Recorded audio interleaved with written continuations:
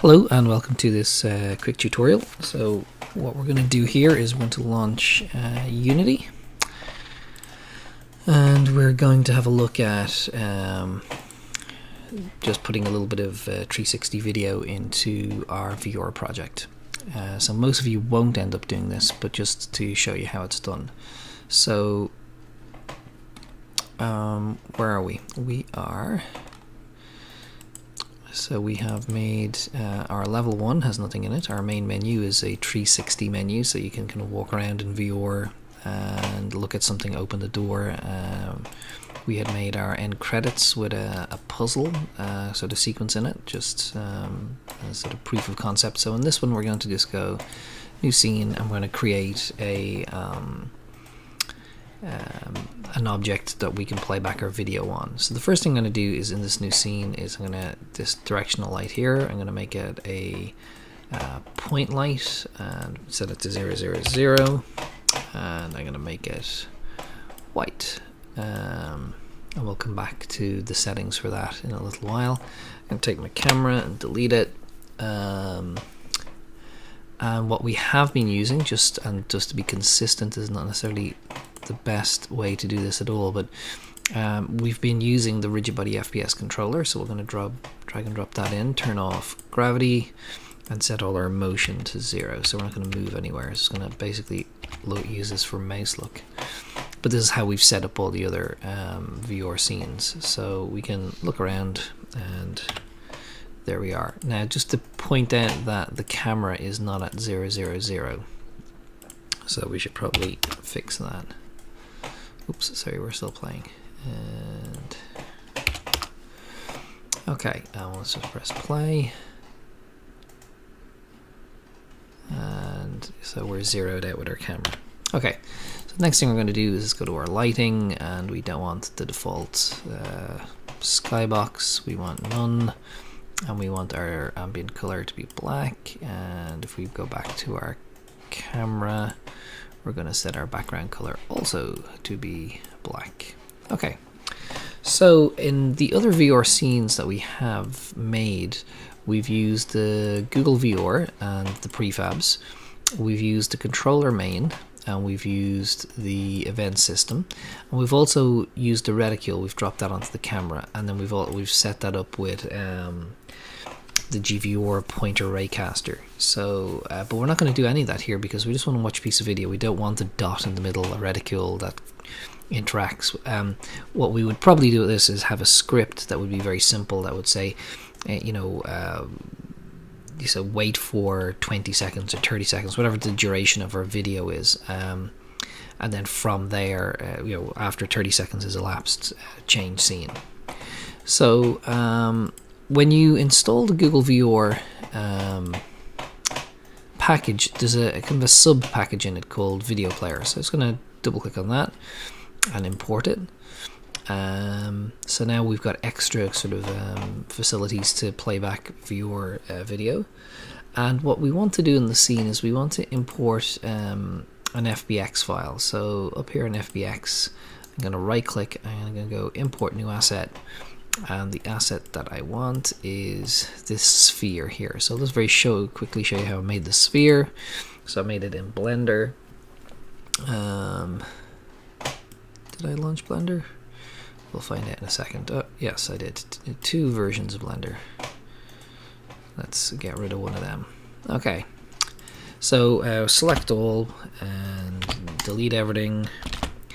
Add a UV sphere and maybe add a subdivision surface modifier to it and apply that, and then set your shader to be smooth, scale it by about 10. And then the important part of this is in edit mode. What we want to do is, if we look at the normals here from the faces, they're all on the outside. So if we were to import this into Unity, the video would play on the outside of the sphere. When we place the camera on the inside, the sphere would be invisible because of backface culling. So what we're going to do is we're going to go to mesh, normals, and flip normals. So now we can see the inside of the sphere, and then we would in object mode export an FBX file, but I've already done that. So there's our sphere there. So I'm going to drag and drop that into my scene, make sure it's at 0, 0, 0. And I'm going to go back to my directional light. Now I want my range of my directional light to be beyond the reach of the sphere, and I want to increase the intensity of that. We'll set it to be 20 for now, which might seem too bright, but we'll get there. So the next thing I want to do is import a piece of video. Now the video that comes with it is this Big Buck Bunny here, so I'm not going to use that. So just in my texture folder, I'm going to import a new asset. I'm going to import this piece of video here. It's called Wings 1, but anyway, we'll have a look at it in a minute. So this piece of video, so first of all, Unity recognizes it as a piece of video. It's set to import the audio as well, and we'll have I'm going to double click on it. Oh, you can see I've imported it twice, I think. Anyway, so this is a piece of video that was recorded using a Gear 360. So it's a 360 piece of video that's converted into this equi-rectangular format. Now you can actually get video out of Blender to export in the equi-rectangular. So we go back into Blender, view the scene.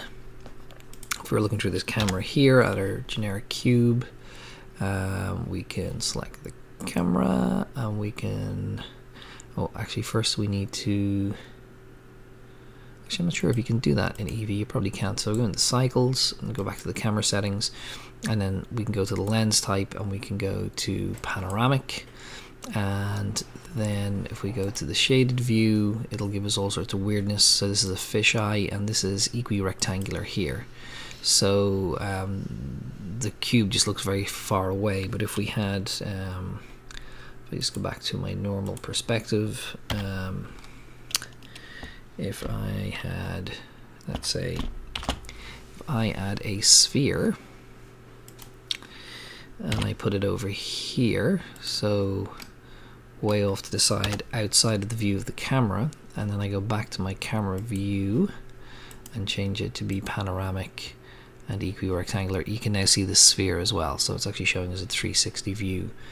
So it's actually quite hard to navigate the world, so you have to place your camera before you turn this on. Anyway, if you render that out, if you had sort of game assets, 3D game assets, and you wanted to use them in as a video playback in Unity, you'd end up with something that looked a little bit like this, sort of like a wraparound piece of video, and then you could import it in here. So what we want to do is we want to put the video onto the sphere. So that's it on the sphere there. So playing awake, so it's going to play at the start. You can set it to loop if you want. Like I said, normally you wouldn't. You just have whatever the duration of the video would be. So if I double click on this, we can see it's 1 minute and 6 seconds. So you would write a script that said after 66 seconds, change scene.